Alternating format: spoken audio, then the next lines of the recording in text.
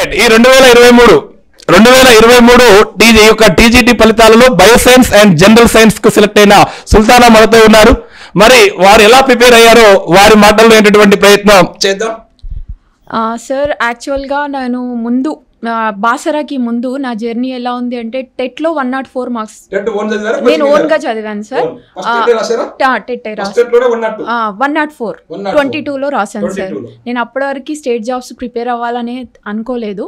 సడన్గా మా sister support చేసింది.